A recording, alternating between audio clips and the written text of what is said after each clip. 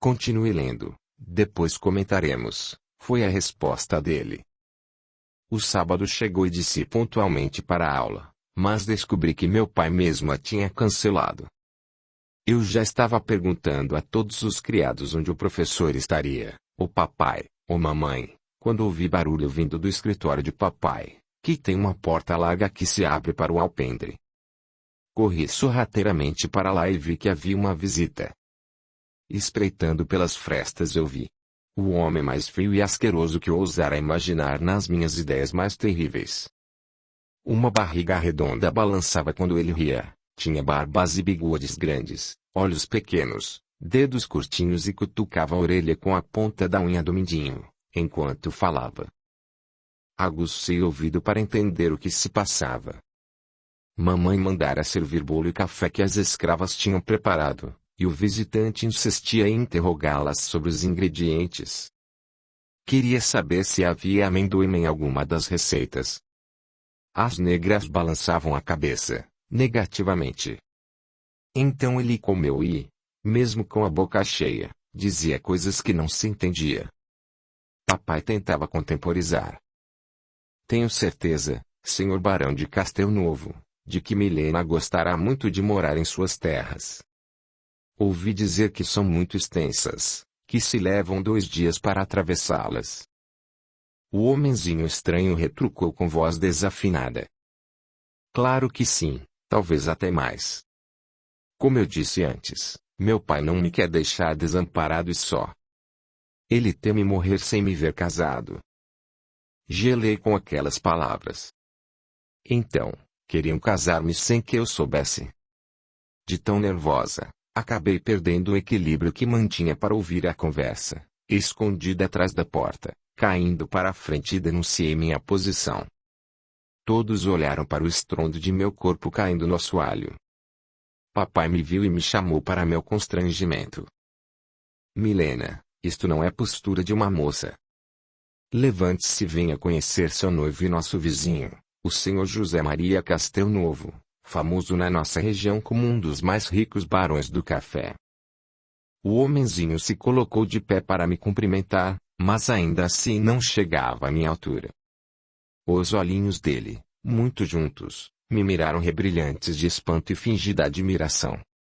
Ele segurou uma de minhas mãos e a beijou. Um arrepio percorreu a minha espinha. Ele disse: Queridinha, não tenha medo de mim, sou um homem muito rico. Posso comprar o que quiser, inclusive uma noiva. Ele riu uma gargalhada estridente e histérica que perdurou por alguns minutos, arrepiando os cabelos de minha nuca. Olhei espantada para papai que sorria como se estivesse vendendo um de seus cavalos. Sem conseguir conter meu pranto, saí correndo pelo alpendre e ainda ouvi papai justificando a meu noivo que desculpasse, pois eu era apenas uma criança ainda sem modos. Que ele havia contratado um professor para me ensinar boas maneiras havia 6 meses e que eu estava me saindo bem. Corri ainda mais, secando os olhos com as costas das mãos e cheguei à cozinha pelo lado de fora. O professor estava sentado diante de Mina provando um dos bolos, enquanto ela contava a ele que o barão Castelo Novo perguntou se tinha amendoim nas receitas. Elas, de brincadeira, o apelidaram de Barão Amendoim. O professor riu gostosamente como nunca o vira rir antes. Os dentes brancos ficaram à mostra, seu rosto se contraiu apertando os lindos olhos. O cabelo negro caiu pelo seu rosto dando um ar de desalinho muito charmoso. Eu olhava pela janela, mais uma vez sem vontade de entrar. Quando terminaram de rir, o professor falou: Milena é muito nova para se casar, Mina. Estranho que esse seja o desejo do senhor barão e pai dela. É quase uma criança ainda. Não tem maturidade para o casamento. Eu ainda tenho muito a ensinar a ela. Sinto que é curiosa e inteligente, apesar do gênio infantil ainda indomado. Eu gostaria muito de vê-la desabrochada em mulher. Seria intrigante ver essa personalidade firme, ir cedendo à moral e bons costumes que eu poderia mostrar-lhe. Seriam 3 anos trabalhosos, mas iriam compensar. 3 anos, Mas temo que o senhor barão queira casá-la em um ano apenas. Afundei-me atrás da janela. Então, era isso que ele pensava de mim e confidenciava com as escravas. Uma criança indomada. Eu que nutria por ele o mais puro dos sentimentos, que um dia poderia sentir por alguém e que, ainda bem, ele desconhecia. Deveria mesmo sufocar esse sentimento, esquecê-lo e me preocupar em adiar esse louco casamento que me sugeriam. Pensei em me recusar, reclamar, chorar, fugir, só não pensei em ceder. Vaguei pelo pomar por uma hora enquanto esperava que o indesejável visitante fosse embora. Quando me senti mais segura e parei de chorar, voltei à cozinha. Mina e outras escravas preparavam o almoço quando entrei. O professor tinha sumido. Ela exclamou algo como até que enfim quando me viu. Corri para ela e abracei como nunca tinha feito antes. Queria me esconder, queria fugir e como não conhecia mais ninguém com quem segredar meu íntimo em ebulição, escolhi a velha escrava que, de todos na casa, era pessoa boa e sempre fora atenciosa comigo. Os meus olhos estavam inchados e vermelhos denunciando como tinha sido difícil a minha manhã. Ela me encaminhou à despensa, dizendo com um modo todo seu: "O que a minha menina tem?" Esteve chorando. Ela tem que ser forte, ficar bem bonita para almoçar com o noivo. Quando ouvi essa palavra, mais chorei. O professor tinha razão, eu era uma criança perdida. Precisaria de mais 3 anos de educação, talvez 5, para aceitar aquele noivo. Mina passava as mãos pelo meu cabelo, tão aconchegante que me deixei ficar. Fui parando de soluçar aos poucos e resolvi abrir meu coração para aquela negra velha. Contei a ela que tinha descoberto que amava o professor. Contei a ela que odiava meu noivo, não queria casar e passaria a odiar meu pai e minha mãe se eles insistissem com aquela história.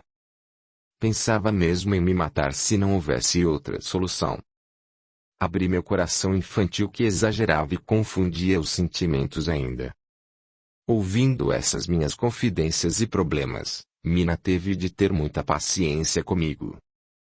Ela ouviu tudo sem opinar, depois foi falando com seu jeito simples de ser, que eu deveria acatar meus pais, mas precisava revelar meu íntimo dizendo ao professor o que sentia por ele. Isso iria me ajudar a entender melhor o meu próprio coração.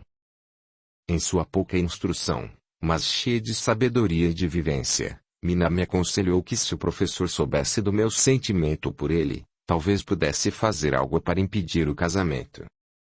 Era a minha única esperança, porque em seu ver, pai não se poderia contrariar. Parei de chorar e acredito mesmo que tenha enxugado os olhos nos aventais dela. Tive de almoçar com meu noivo, cumprir as etiquetas e formalidades que minha mãe tanto prezava. Fomos juntos à mesa do salão de refeições, comemos elegantemente, depois tomamos a sobremesa, melhor parte, e o café. O barão Castelnuovo se sentou ao meu lado durante o café, que foi servido na sala de leitura. Ele se empolgou e pegou a minha mão ao que correspondi com uma indisfarçável cara de nojo. Não consegui conter minhas emoções, creio que nem tentei. Com rapidez puxei a mão de volta e ele exclamou: "Senhorita, seu pai me concedeu sua mão em casamento. Somos noivos, lembra-se. Agora você me deve respeito, em pouco tempo, obediência." Indignada com a postura de meu pai de não consultar meus sentimentos, preferências e gostos antes de conceder meu noivado, falei mal criada: "Não devo nada ao senhor, pois muito tempo ainda me separa do compromisso firmado por meu pai. Nem tenho condições ainda de entender o que seja. Eu estudo, porém, não completei minha educação.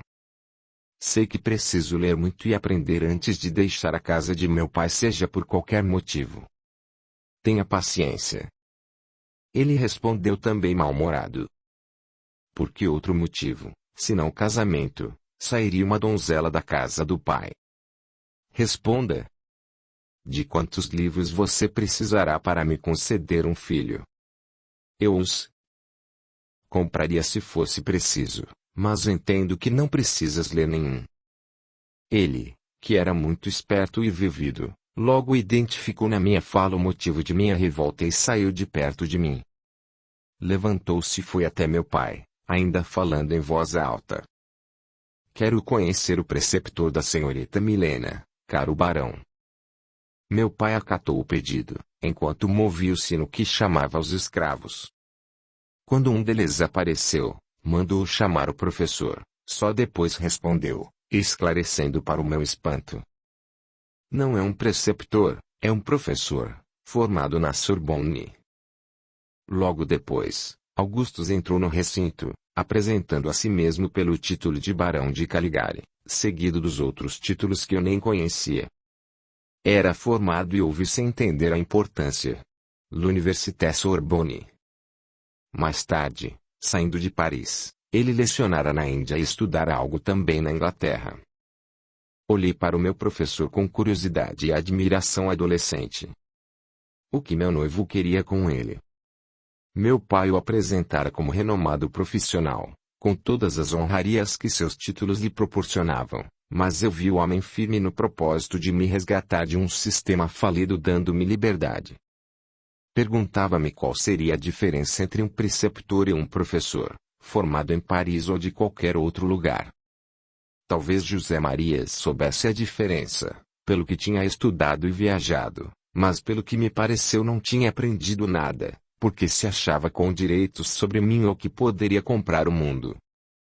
Eu não sabia se meu noivo tinha recebido formação na Europa e nem me importava com isso, com ou sem títulos, continuaria sendo o baixinho asqueroso que me queria por esposa. Antes que José Maria quebrasse a leveza do momento, Augustus tomou a minha mão, como gentleman que era, cumprimentando-me em particular com aceno simpático de cabeça e olhar encantador que adentrava minha alma. Meu coração disparou e, com certeza, corei, evidenciando o descompasso interno. Senhorita Baronesa de S. O barão de Castelnovo, que nos assistia sem poder intervir, remexeu-se na cadeira, fazendo expressão de enfado e amarrotando o nariz em desaprovação. Interrompendo-nos nos cumprimentos demorados, meu noivo não se conteve. Senhor professor, quero saber. O que o senhor leciona a minha noiva? Perguntou o petulante noivo, com desdém pelo conhecimento e soberba pelo dinheiro que possuía. Muito prazer em conhecê-lo, senhor barão de Castelnovo, começou Augustus demonstrando sua educação. A senhorita estuda comigo educação literária, conhecimentos filosóficos, matemática, ciência, noções de organização social, civismo, moral, Augustus falou, exibindo um pouco o que sabia. Fiquei pensando o que seria civismo, se ele me ensinou ou não me disse o nome. José Maria voltou a contrapor. Ora, fico me perguntando por que uma mulher precisaria aprender ciência, ou matemática. O senhor professor exagera em seus planos de aula, não pretende dar-lhe asas demais. Como futuro marido, decido que não precisará de nada disso. Ficarei contente se souber que ela aprende noções de etiqueta, para as rodas sociais e hierarquia familiar para respeitar a subserviência ao marido. Não vai precisar de mais nada para me dar um filho. Desta vez, Augustus parecia contrariado e argumentou com inteligência. Eu estava começando a gostar da disputa entre o dinheiro e o conhecimento. Temo discordar, senhor barão. Seu filho não pode nascer de um ventre ignorante, senão qualquer mulher serviria ao seu intento. Quero nome de família porque encontra respaldo no bom sangue e segurança na educação familiar. De start, o conteúdo de minhas aulas não está aberto a sugestões. Meu pai interveio oportunamente percebendo o clima tenso entre os dois homens e o ciúme ainda que velado da minha companhia. Senhores, por favor. Creio que ambos querem o bem de Milena, mas pensam em perspectivas distintas. Ela é só uma criança ainda, precisa estudar muito, e todo conhecimento a habilita a crescer como ser humano, a torna mais distinta, compreendendo melhor seu papel na sociedade, como mãe e esposa. O professor Augustus tem tido bons resultados com todas as minhas filhas, confiemos em seu trabalho renomado. A discussão se encerrou porque meu pai chamou o barão de Castelnovo para conversarem sobre negócios e dispensou o professor. Olhei para ele, enquanto saía da sala, com pensamentos controversos e rosto cerrado. Teria lutado por cumprir seu trabalho, dar-me uma chance de aprender a pensar, ou estaria ciente do que se passava no fundo do meu coração? Depois que os homens concluíram sobre minha educação, meu futuro e minha felicidade, não poderia encontrar mais a paz infantil de quem confia na família. O que Augustus tentava me mostrar era um pouco da senso crítico sobre a realidade ao redor. Eu pensava, como me colocar sem que isso pudesse parecer uma revolta surda, de uma criança mimada? Por dentro, as dúvidas só aumentavam. Durante alguns dias passei a ficar mais no quarto meditando sobre o que fazer. Entendi que ela tinha razão, a solução teria de vir do professor, mas como atribuir a ele a responsabilidade sobre meus problemas? Talvez o desespero ou a dor tenham me impelido a pensar assim. Quem sabe não foi o medo do desconhecido ou uma sensação de impotência. Eu era uma mulher numa sociedade machista e patriarcal. O que eu poderia fazer a não ser pedir ajuda? Nesse impasse, comecei a pensar em outras possibilidades. Sem nenhuma orientação que me acalentasse, entrei no nicho de oração de mamãe e principiei a recitar as ladainhas que conhecia, enquanto minha mente fervilhava de planos de ação. Uma fuga espetacular para a casa de minhas tias na capital? Não poderia ser, logo me descobririam e me fariam voltar. Se eu juntasse valores como joias e outras dádivas que meus pais me deram, como negociaria minha fuga? Eu não conhecia ninguém fora daquela fazenda. Tudo o que pensava me parecia difícil ou nublado como num sonho. Audiolivro realizado pelo canal Surya Chand Audiobook. Capítulo 4. Confissão. O amor resume toda a doutrina de Jesus, porque é o sentimento por excelência, e os sentimentos são os instintos elevados à altura do progresso realizado. No seu ponto de partida, o homem só tem instintos, mais avançado e corrompido, só tem sensações, mais instruído e purificado, tem sentimentos, e o amor é o requinte do sentimento. O Evangelho segundo o Espiritismo, capítulo 11, item 8. Aquele dia passou e outro veio ainda naquela balbúrdia mental em que me encontrava. Então me casaria. Não tinha escolha, saída, alternativa. Tentava conversar com minha mãe, mas ela parecia iludida por uma névoa de otimismo que nem de longe me contagiava. Ninguém se importava com meus sentimentos. Minha aversão pelo meu noivo era recebida como um detalhe ao qual eu me acostumaria com o tempo. Num desses dias, em que fui me queixar a ela, fui levada para dentro da sala de orações e me deixei influenciar pelo que ela falava. Ela pensava que Deus tinha ouvido suas orações somente por me ver no oratório e ficou mais entusiasmada com minha suposta devoção. Onde eu via desespero apenas, ela via esperanças e consolos. Falava de filhos corados correndo pela casa, de valores como a família e tradição. Nada que eu pudesse entender na época, nem mesmo conseguia concordar que houvesse algo de bom em um casamento forçado com um sujeito que eu achava arrogante. Foi por desespero apenas que consenti na visita do padre que tinha batizado toda a minha família. Era o único da região, morava em um convento que prestava serviços rurais e abrigava outros noviços, não muito longe da nossa fazenda. Dom Ignácio conversava animadamente com minha mãe, enquanto acertavam os donativos e prendas. Fui chamada para me sentar na sala de visitas como qualquer jovem da época após receber um pedido de casamento, ou seja, que não era mais considerada uma criança e poderia ouvir calada e com atenção a tudo que falavam. Sem perceber que o assunto mudava, ouvi quando minha mãe expunha minhas incertezas na maior tranquilidade. Ela dizia que eu era filha insubmissa e que questionava a autoridade de meu pai ao escolher um marido para mim. Senti-me ultrajada com aquela exposição. Meus sentimentos tão intimamente guardados eram assim revelados inadvertidamente, como se eu não me importasse de dizê-los a uma pessoa estranha que, para mim, Era aquele padre.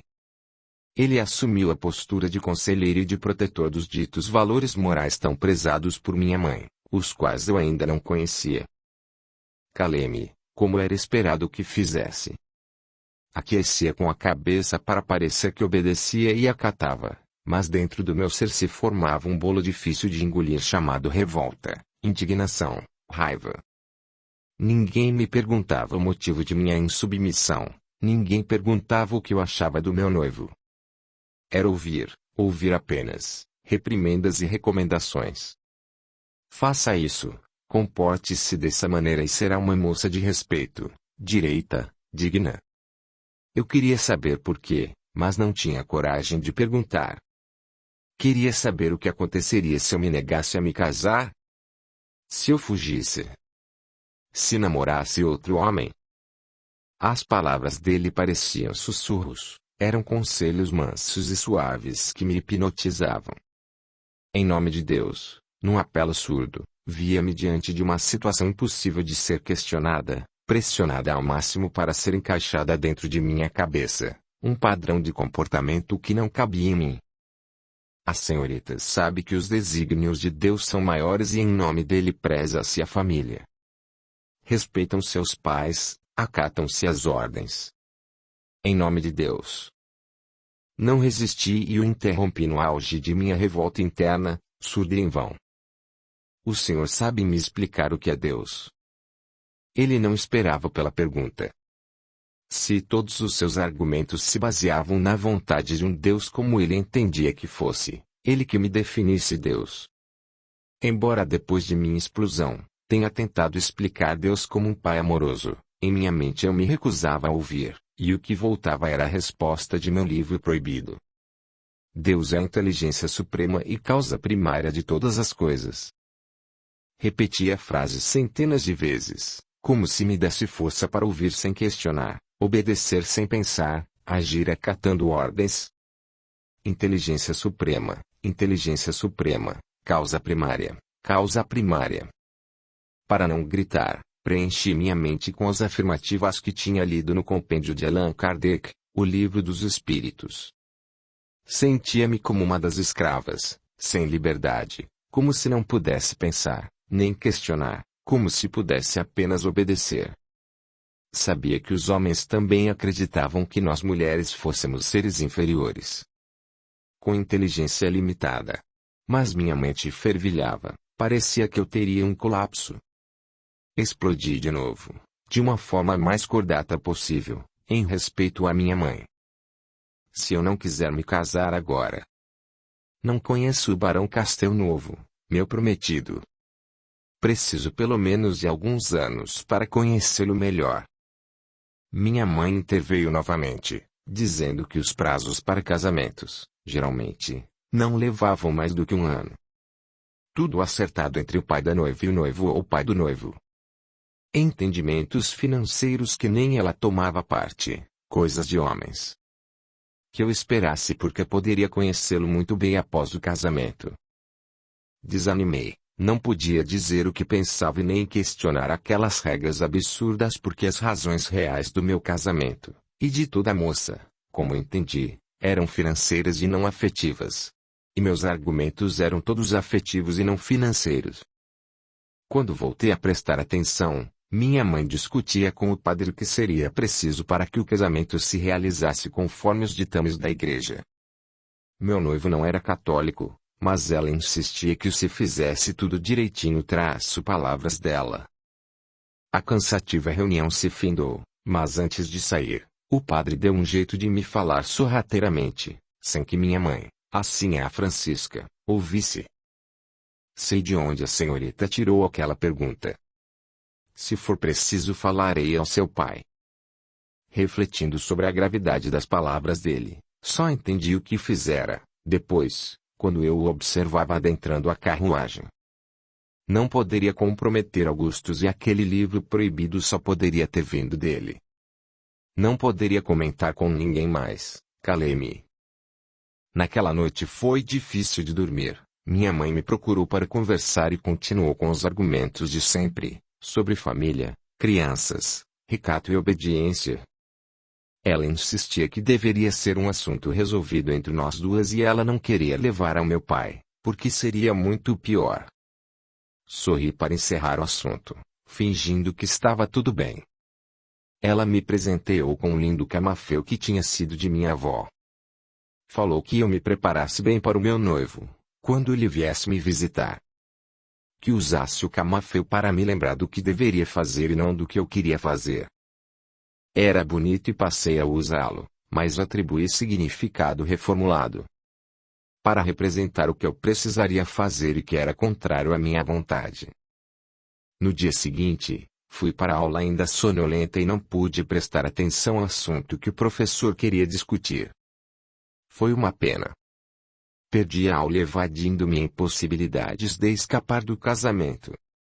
Ele não mudara em nada sua estratégia de trabalho, nem o conteúdo, continuava com as mesmas lições sobre livros que lera, locais que visitara, culturas que conhecera. Mil perguntas eu tinha a fazer, sobre o que ele pensava sobre mim, o que via em meu futuro e como poderia me ajudar a escapar do casamento. Nada dentro do assunto que ele lecionava, mas problemas que muito me afligiam e que eu não tinha com quem conversar. Não sabia como perguntar isso tudo, nem poderia interrompê-lo.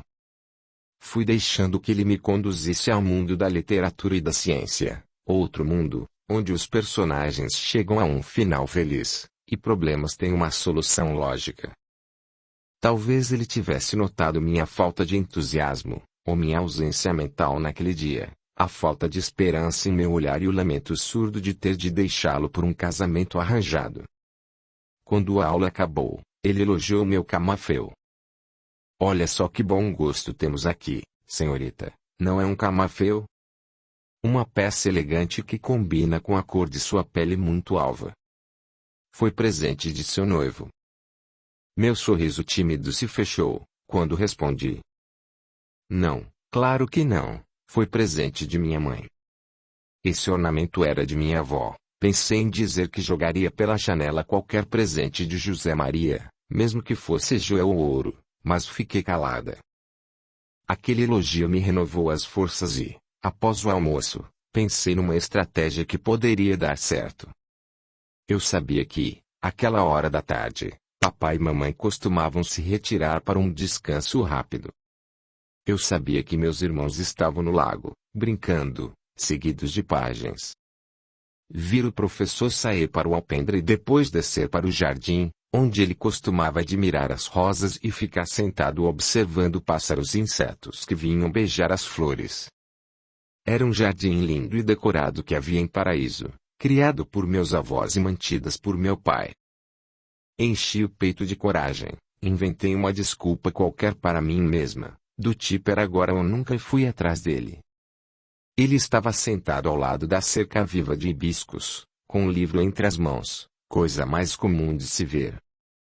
Sentei-me ao seu lado e só então ele me notou. Eu estava encabulada, não sabia como começar a conversar com ele, não sabia o que dizer. Limitei-me a cumprimentá-lo, ao que ele educadamente respondeu. Corajosamente, comentei sobre um pássaro que vira caminho dali e pensei que talvez uma metáfora fosse a melhor saída para o meu caso. Ele, a custo, desviou o olhar do livro e me encarou esperando pelo resto da notícia sobre o pássaro que, desarticuladamente, eu transformava numa história. Ao vê-lo atento, hesitei, mas era a minha chance de abrir meu coração, então falei. Era um beija-flor infantil de gênio indomado, tentava que copiar as mesmas palavras dele, que seguia ligeiramente um bem-te-vi. Acho que o bem-te-vi tentava ensiná-lo boas maneiras, mas ele impaciente continuava voando livre.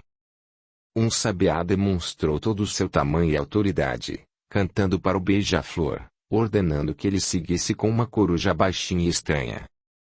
O beija-flor chorava sem querer aceitar e acabou por entender que amava o bem-te-vi, que sempre tinha sido honesto e altivo, educado e reservado. Se tivesse que seguir alguém, comportar-se e aprender, queria dizer ao sabiá, que fosse aquele que tinha tocado com delicadeza os refolhos de seu coração. Levantei os olhos para encará-lo, levemente ruborizada. Ele entendeu minha fábula, Largou, finalmente, o livro pela gravidade do fato e observou, como se comentasse José de Alencar. A senhorita está se lembrando do romance, senhora, que lemos.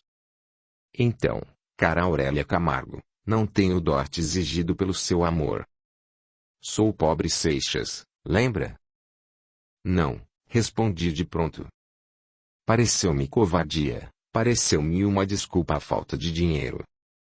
Em meu mundo adolescente mimado só conseguia compreender o amor romântico, nada de finanças, dotes, necessidades ou mesmo trabalho. Não compreendia nem mesmo a dignidade que ele queria preservar sendo meu professor e a delicadeza em não querer ferir meus sentimentos dando-me uma advertência como faria mamãe e papai. Ele viu meu constrangimento e percebi que essa não era sua intenção, me constranger, quando ele disse: Milena, amar você seria muito fácil para mim porque seu coração é puro.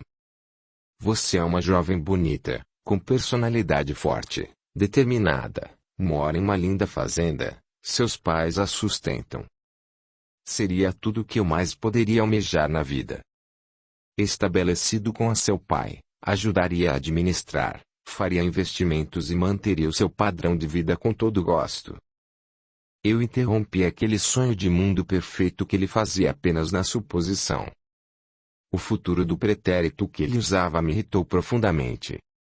Seria melhor que eu tivesse ficado na dúvida se ele um dia poderia me amar. A certeza doía muito. Fui indelicada ao dizer: Qual é o problema, então? Se tudo parece perfeito. Eu disse desafiando suas convicções e ele se defendeu. Não sou aproveitador. Não sou mau caráter. Não quero sentir culpa quando você desabrochar em uma linda mulher e descobrir que manipulei sua admiração adolescente para tirar vantagens de noivo. Além de já ter falado a verdade. Não tenho nem a metade de seu dote. Gastamos toda a fortuna da família com a doença de minha mãe. Preciso trabalhar aqui como seu professor para custear o final do tratamento dela. Não posso desampará-la, nem mesmo decepcioná-la. Sobretudo, seu pai já acertou o casamento. Que mais eu posso fazer? Então, é isso que pensa que eu sinto. Admiração adolescente. O senhor duvida de meus sentimentos. Assim como não acredita neles, também não acredito na sua história de sentir culpa depois. Acho que o senhor tem medo de enfrentar o meu pai e a sociedade por mim. E isso é o bastante para macular a imagem que tenho do senhor. Ademais, quero que saiba o que penso, meu noivo me causa asco. Falei tudo o que parecia entalado na minha garganta. Como era muito jovem, não premeditava, não julgava muito o que dizia, nem media as consequências. Falei e queria me retirar. Levantei-me, mas ele segurou o meu braço, ficando também de pé e me olhando dentro dos olhos. Você não pode entender ainda, eu sou tudo o que resta à minha mãe. O título que tínhamos, as terras de meu pai, a fazenda, as joias, baixelas. Tudo foi levado em nome de dívidas, o que restou foi tomado ou vendido, porque não tínhamos para onde levar. Ela mora com alguns parentes e ajudo com a hospedagem. Agora sou apenas o que sei, o conhecimento que conquistei, e não me queixo, pelo contrário, foi exatamente isso que eu quis e meus pais me ajudaram a conquistar, a cultura, as ciências que estudei. Pensa que viagens às Índias, ao Tibete e à China são custeados com pouco. Meu pai faleceu e ela continuou me dando tudo o que tinha aí. Quando percebi que os recursos tinham se esgotado, já era tarde. Ela adoeceu por não poder mais custear meus estudos. Até mesmo o prestígio perdemos. Seu pai, Milena, foi a única saída que encontrei para ajudar minha mãe. Não posso desampará-la. Fez uma pausa, enquanto continuava me encarando com um olhar severo e, depois, continuou. Agora você não pode entender. Todo o seu mundo é uma doce ilusão, você constrói castelos para os seus sonhos que não correspondem à realidade. Quer um herói que a salve da situação que seus pais impõem. A minha recusa vai fazer com que você acorde. Se for verdadeiro, seu amor se fortalecerá. Se for passageiro, me agradecerá. Você não me conhece. Como pode me amar? Ele disse a última parte num sussurro. Mesmo que alguém estivesse passando pela alameda, não ouviria. Ele estava tão próximo que tocou meu coração. Senti o calor de sua mão sobre o meu braço. Senti o olhar dentro do meu querendo devorar minha alma. Senti, naquele momento, que ele me amava intensamente e que, não só era correspondida, como ele se importava e muito com a minha felicidade. Um homem de verdade, não um egoísta que só pensa em si mesmo. Ele não pensava em nós dois, mas em todos e, ao que parecia, ele tinha razão. Eu precisaria mesmo de tempo para aprender, ainda que fosse a amar. Tentei engolir aqueles sentimentos contraditórios e tentei responder, mas não consegui achar palavras para ser fiel ao que pensava. Tenho certeza de que o conheço mais do que o senhor supõe, pois entendo seu olhar, sua responsabilidade, sua postura. Minhas palavras soaram ameaçadoras, como se eu tivesse algum poder sobre ele. Como se tivesse dizendo uma profecia eu pudesse ler sua retina. Não era isso que estava querendo dizer.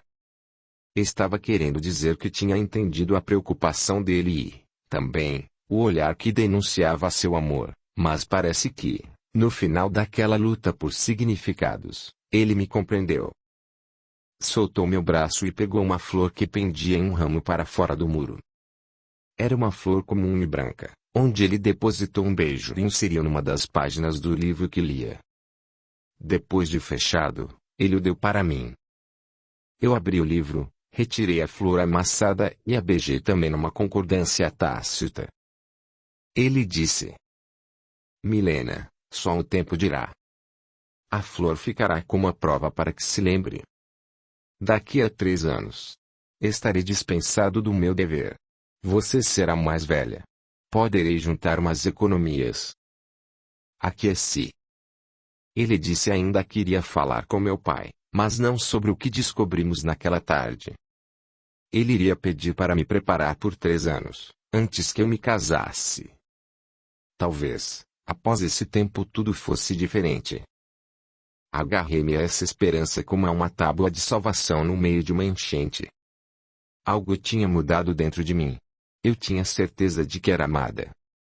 Mina tinha razão ao dizer que eu precisava contar meus sentimentos, que talvez ele pudesse ajudar. Depois daquele encontro, encarei mais seriamente tudo o que ele me propunha por estudo. Além dos livros regulares de gramática, matemática e ciências, resolvi que deveria estudar também as razões que me levavam a um destino tão aquém de minha vontade. Porque a vida não poderia ser do jeito que eu queria. Eu não era uma escrava. Porque nasci mulher. Porque ele ficou pobre. Onde estaria a parcela da mão de Deus em tudo isso? Por acaso estaria contemplando lá do paraíso nossas dores e dúvidas numa imparcialidade pouco condizente com a ideia que todos faziam dele? Não poderia fazer algo por quem pedia ajuda. Essas inquietações no meu coração me faziam lembrar do livro que o professor Augustus me oferecera como resposta a outras perguntas que fizera a ele.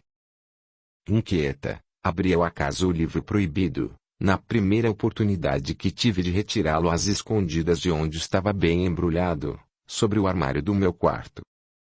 Achei estranho que ele tenha respondido exatamente o que eu queria saber. Falava sobre o livre-arbítrio do qual eu não desfrutava. Questão 843. Entendi que estava presa a alguma rede de determinismo contra o qual não poderia lutar, a época em que vivia, a condição de mulher, a situação econômica de meus pais. Era quase a liberdade de um peixe no aquário, que dá voltas atrás da própria cauda. Li o livro todo, em especial o capítulo X, da terceira parte e anotei algumas perguntas. Era, afinal, interessantíssimo, do ponto de vista filosófico e, ao mesmo tempo, consolador saber aquilo tudo. Não poderia perder mais tempo, porque em breve estaria longe dali, quem sabe quais seriam as condições. Li até anoitecer. 3. O homem tem livre-arbítrio nos seus atos. Pois que tem a liberdade de pensar, tem a de agir. Sem o livre-arbítrio o homem seria uma máquina. O Livro dos Espíritos, questão 843. Capítulo 5. Tempo. A doutrina da reencarnação, isto é, a que consiste em admitir para o espírito muitas existências sucessivas, é a única que corresponde à ideia que formamos da justiça de Deus para com os homens que se acham em condição moral inferior, a única que pode explicar o futuro e firmar as nossas esperanças, pois que nos oferece os meios de resgatarmos os nossos erros por novas provações. A razão nulla que os espíritos ensinam. O Livro dos Espíritos, Allan Kardec, capítulo 4.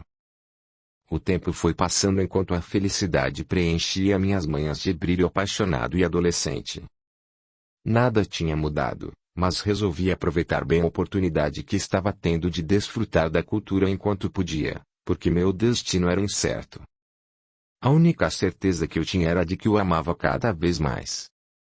Além das aulas e dos suspiros, trocávamos olhares e, claro, ele conseguia de mim o que queria.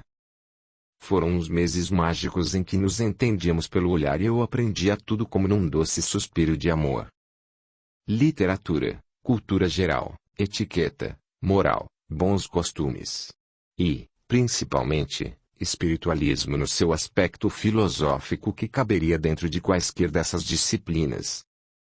Sinhá Francisca chegou mesmo a comentar que estava satisfeitíssima com o nosso desempenho, meu e de minhas irmãs, naquele ano. Aprendíamos cada vez mais e amadurecíamos também, em especial destacava minha própria abertura mental. Todo o conhecimento que adquiria rapidamente, inclusive sobre o espiritismo, me parecia uma lembrança. Algo que já vivia dentro de mim em latência à espera de um cenário propício para despertar. No fundo, eu ainda me sentia triste, cumpria minhas obrigações, ia para onde precisava estar, mas nada podia me distrair de meu destino selado num acordo financeiro entre meu pai e meu noivo. Isso me fazia refletir sobre a liberdade, sobre as convenções sociais, sobre Deus. Estaria tudo errado? Ou somente eu assim pensava, pois as leis e regras que me diziam respeito eram, extremamente, injustas. Quem tinha dado aos homens o direito de decidir o futuro, o casamento e os deveres das mulheres? Numa manhã ensolarada e fria, ousei perguntar ao professor Augusto se ele havia conversado com meu pai. Ele sorriu em primeiro lugar, depois foi até a porta que dava para o corredor e a fechou. Ficamos sozinhos. E ele esticou uma folha para que eu fingisse que fazia alguma avaliação, abaixando o olhar para o papel. O que ele pretendia com aquilo? Não ter de me encarar?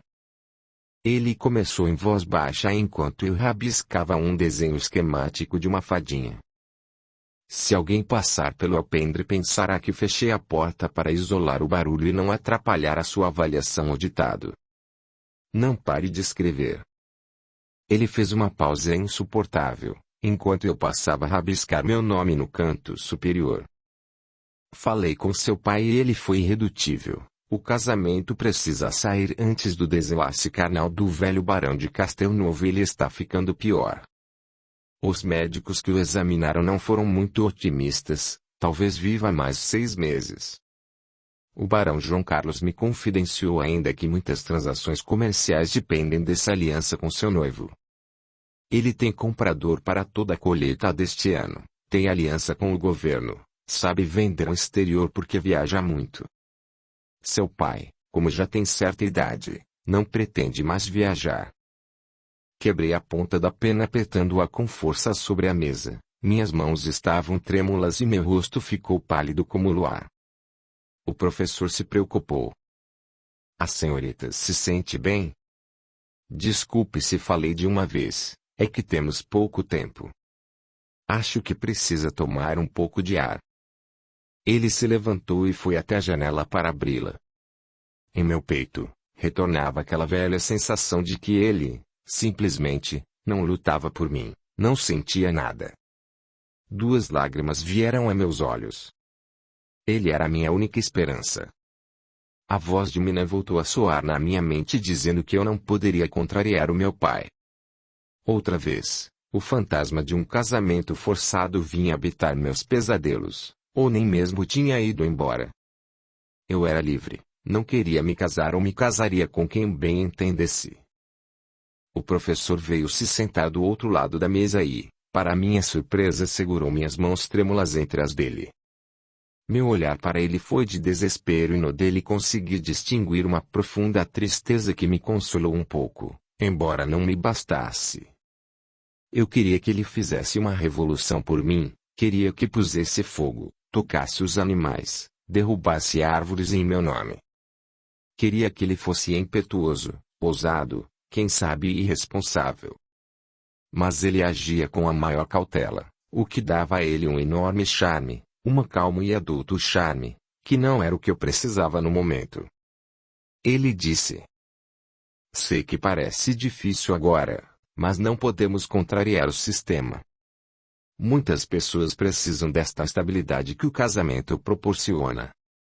Há tradições, costumes, preconceitos. Aliás, minha posição aqui é de representante dessa cultura, por mais errada que me pareça. Por mais que eu não concorde, é o que está em vigor em nosso tempo. Além disso, gostaria que você soubesse que tenho certeza de que já estivemos juntos em outra vida. Sei que nossa impressão de familiaridade se deve, em parte, a essa lembrança de nossa alma. Com certeza, os sentimentos que nutrimos não são de agora, são profundos demais." Ele olhou expressivamente para o meu rosto, como se estivesse se certificando de que eu também estivesse comovida. Depois de pensar um pouco, ele continuou: "Podemos nos corresponder. Podemos continuar nossas discussões sobre as leituras, creio que seu marido não fará oposição a isso." Eu me levantei ignorando o calor das mãos dele. Então, era tudo o que ele poderia propor? Mesmo após revelar que éramos espíritos afins, que tínhamos nos encontrado antes. Ele queria continuar me educando à distância. Em cartas mensais talvez. Sufocar o amor? Aceitar a infelicidade? Fingir que não sentia nada por ele? Tendo de conviver com outro. Ele não tinha ideia de como eu o amava. Era um sentimento profundo e ao mesmo tempo aterrador, vê-lo tão perto e não poder fazer nada. Doía-me o coração. Foi quando disse a mim mesma, usando toda a emoção que poderia me arrebatar: "Eu o quero e o terei." Tirando-me de meus pensamentos, continuou o discurso sem entusiasmo que defendia. "A fazenda de seu noivo não é muito longe, embora seja tão grande a propriedade que eu poderia me perder. Talvez essa seja uma solução, o que acha? Podemos ser amigos? Sei que não é ideal, não é o que você queria, mas é o que podemos fazer, Milena. Não podemos contrariar as ordens de seu pai." Refutei os argumentos dele e sorri de volta, um sorriso de desespero. Ele estava tão empolgado por tão pouco. Não era ele que teria de se retirar para uma fazenda afastada com um homem estranho como marido. Para uma vida medíocre, obscura. Quem sabe mesmo o Barão Amendoim não fosse um louco. Quantos filhos eu teria de ter? Filhos que não viria a amar, pois se pareceriam com o pai. Augustus, isso é muito pouco. Não posso me contentar em viver separada de você. Meu noivo não permitirá que troquemos correspondência. Viu como ele implicou com minha educação, com seu trabalho? Esqueci-me da deferência e dos títulos que possuía e do que representava naquele momento, o Lente. Diante de mim, tinha agora um homem que eu amava. Milena, é o que podemos fazer, por enquanto. Ele retrucou-se calando em seguida, o que não era sua característica. Aquelas palavras cortaram meu coração como uma lâmina afiada. Fiquei me agarrando àquele por enquanto, que rolava na mente, por enquanto até quando seria. Eu não conseguia entender. Não havia esperanças para depois. As conjecturas cessaram e pude voltar a perguntar. Então, Minha vida vai ser isso? Receber educação para morar numa fazenda obscura com um sujeito por quem tenho entojo.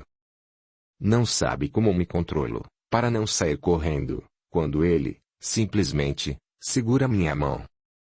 Não o conheço, nem quero conhecer, Augustus, por favor, entenda. Ele escolheu um tom de voz que denotava tanta delicadeza que me sentia reconfortada. Foi a primeira vez que ele usou um apelido carinhoso comigo. Sua voz era um sussurro quando disse: minha amiga, é o desejo de seu pai. Não há nada que possamos fazer. Não há escolha.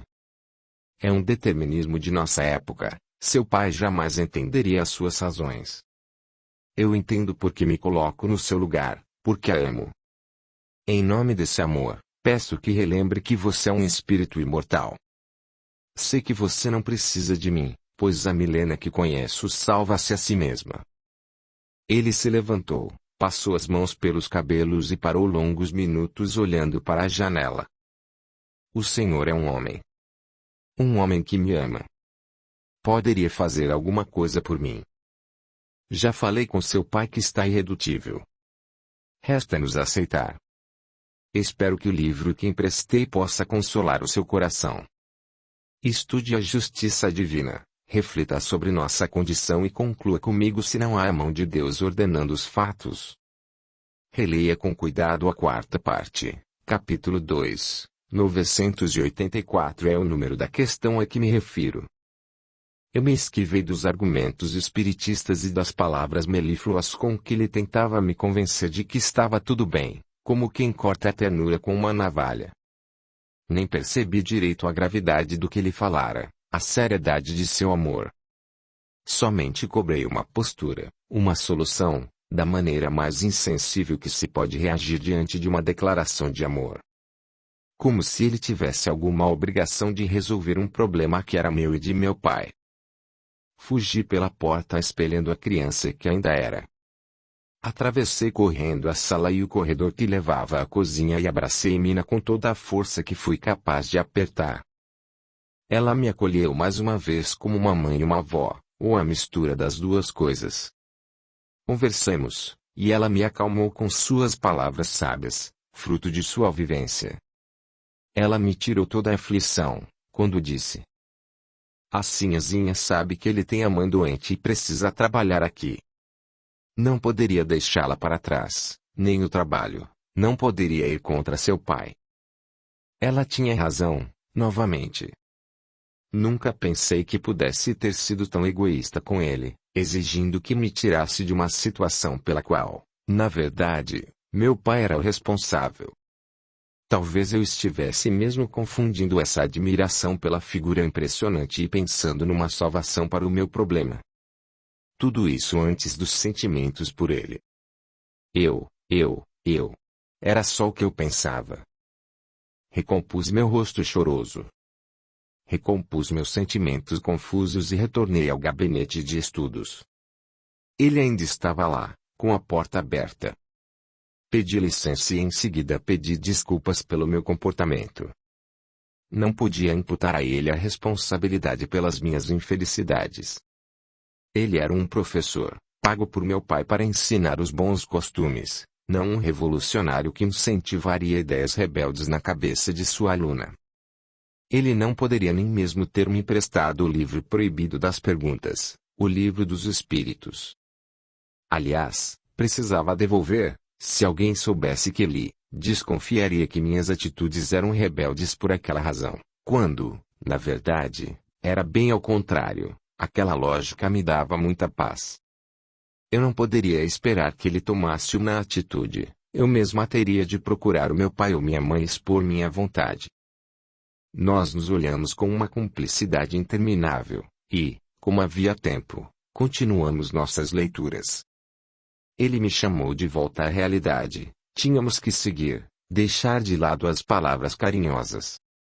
Ainda estudávamos Castro Alves, em seu aspecto mais romântico e menos crítico. Distraídos, não vimos o tempo escorrer, entretidos um no outro, na comunhão dos sentidos chamada poesia. Ele recitava, explicava, dava referência e eu, embevecida, apenas esquecia meu triste destino, enquanto podia. Aprendi que saber uma poesia de cor é saber de coração.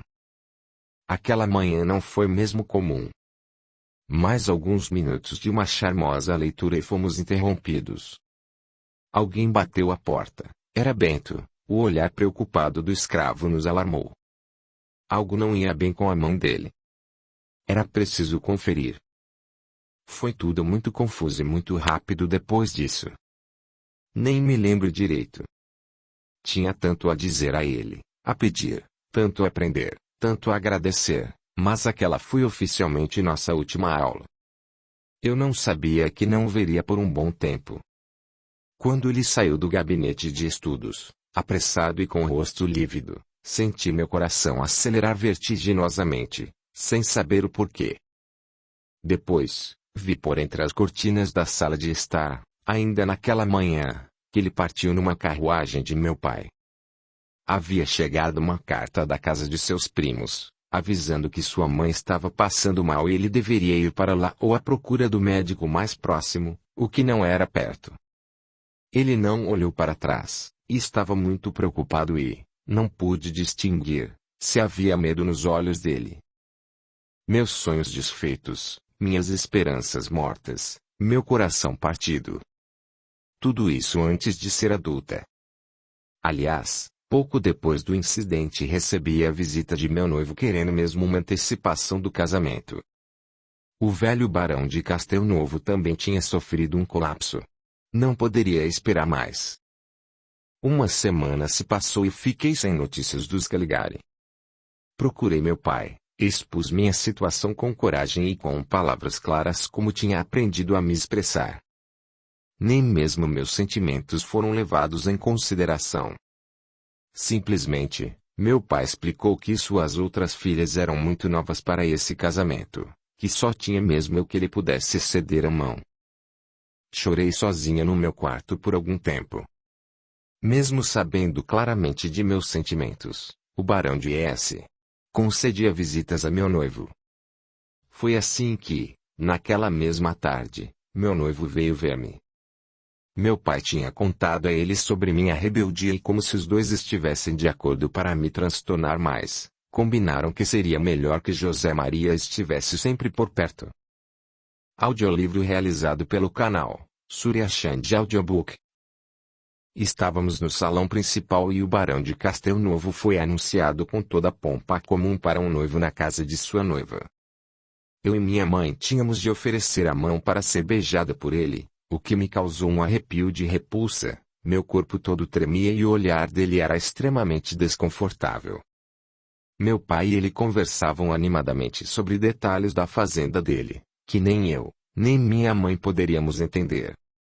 Falavam sobre alojamentos. Entendi nas conversas entrecortadas que falavam do final da escravidão, seria falada a abolição. Pouco depois falaram sobre vendas e política. Achei mais difícil de acompanhar, porque sobre fazendas eu ainda entendi algumas coisas, era a realidade que eu vivia, mas política. Em dado momento, em uma pausa maior, meu noivo disse: "O senhor agora entende a situação em que me encontro, resta pouco tempo a ele.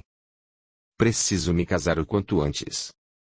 Meu pai assim o exige para que eu me torne um homem estabelecido, casado com alguém à minha altura, como a senhorita Milena. Um homem deve morrer em paz, o senhor concorda? Deve estar em paz com sua consciência, pensando que fez tudo o que deveria para o próprio filho." Encerraram a conversa. Era hora de ela partir.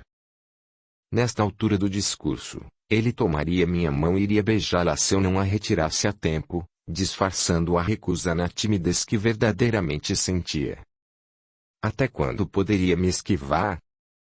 Papai me olhava sério, como se pudesse me repreender forçando meus sentimentos. Quando isso acontecia, logo em seguida, eu via incentivando a ideia do casamento com palavras gentis, concordando com tudo de forma educada. Eu, quando percebi o que realmente aquilo significava, chorei na frente de todos, mas eu sabia que era um choro inútil, o meu problema não tinha solução. Teria mesmo de me casar contra a vontade. Nem mesmo as minhas orações mais sinceras pareciam fazer efeito. Deus também não poderia me salvar. Foi quando me rebelei contra ele, chorei e blasfemei sem entender o que precisava passar.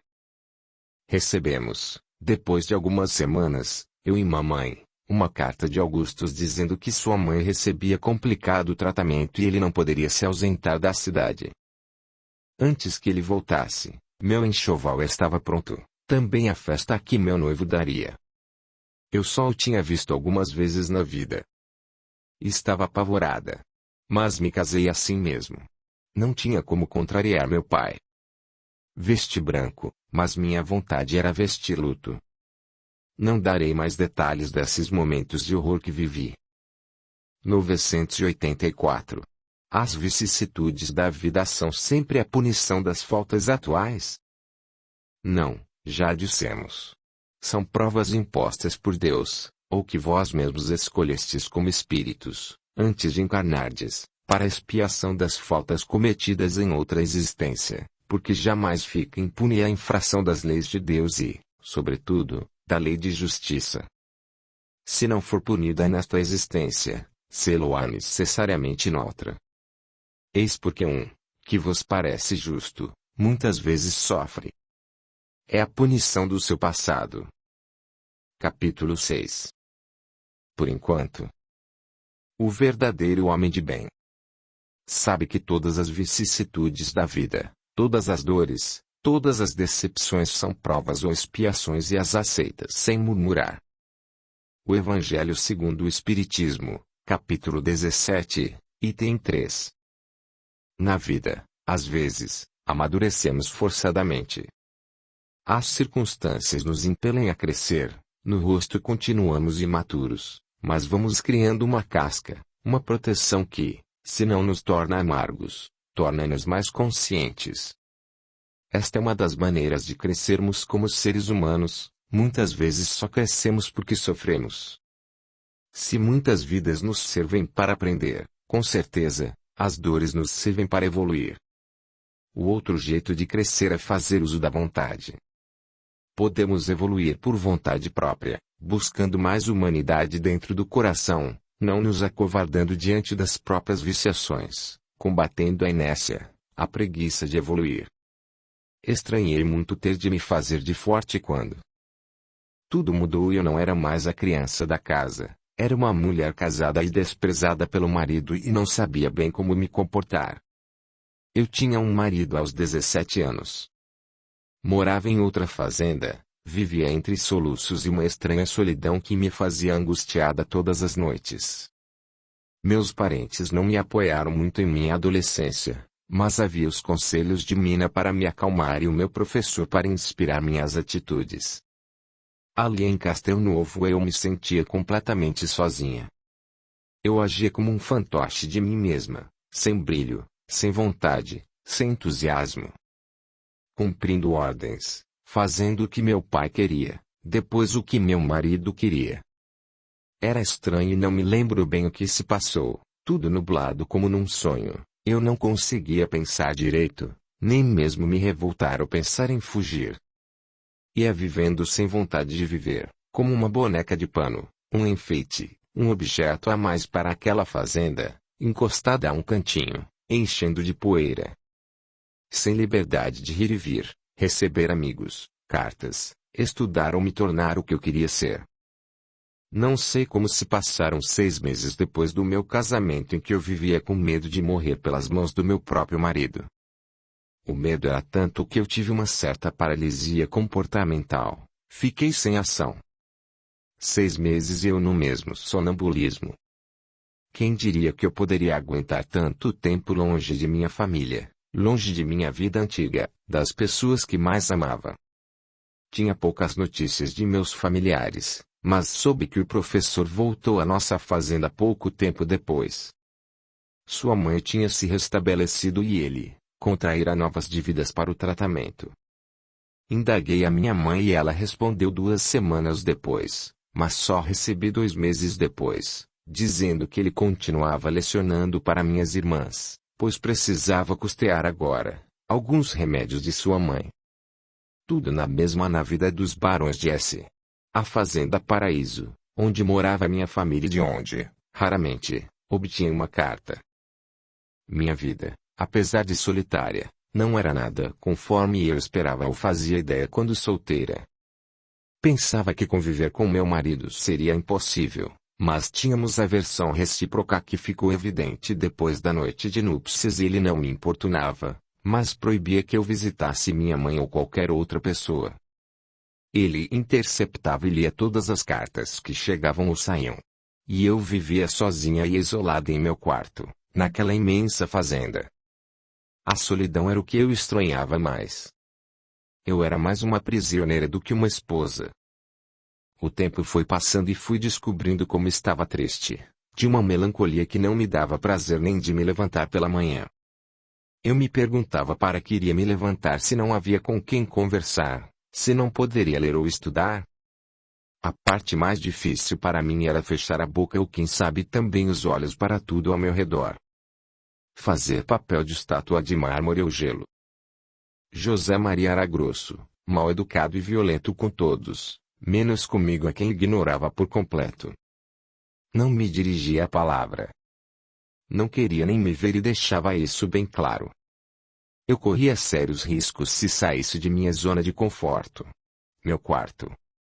Ele não me importunava lá e como não tínhamos nada em comum, vivíamos isolados como dois desconhecidos. Eu agradeci a Deus por isso. Nossa noite de núpcias foi dramática. Minha mãe tinha alertado sobre a entrevista particular que eu deveria conceder a ele.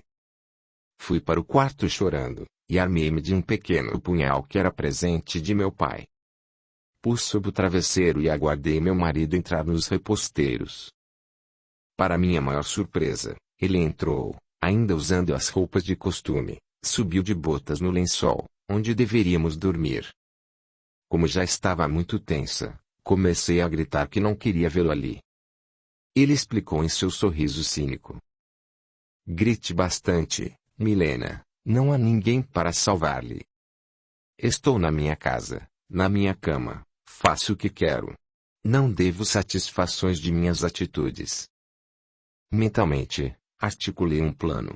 Se ele me tocasse, eu o cortaria com a faca. Não queria matá-lo, porque sabia ser ato contrário às leis de Deus, mas não me submeteria sem esforço.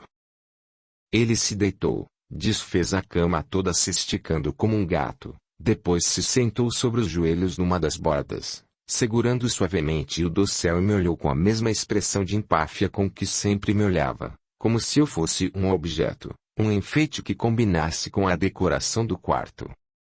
Eu corri uma das mãos pelo travesseiro me certificando de minha defesa e ele falou. Está procurando por isso. Vi meu punhal nas mãos dele, enquanto ele atirava longe com estrondo pelo quarto, dizendo com voz de ironia. Não vai precisar me matar hoje, minha queridinha. Não foi para isso que viemos aqui, não é mesmo? Para que viemos, José Maria? Como ele vinha para cima de mim, desci pelo outro lado da cama e saí correndo pelo quarto, atrás de meu punhal, que estava a metros de distância. Pelo caminho, esbarrei com o braço em um jogo de jarra e bacia de louça, para lavar o rosto, que estava sobre uma cômoda e derrubei tudo ao chão. Os objetos finos se desmancharam em vários pedaços e não pude passar, senão me cortaria. Ele vinha logo atrás de mim, com suas botas fazendo estrondo pela tábua corrida, rindo e dizendo. Agora está ficando mais interessante, sim, vamos quebrar tudo, para que os escravos pensem que estamos loucos de amor.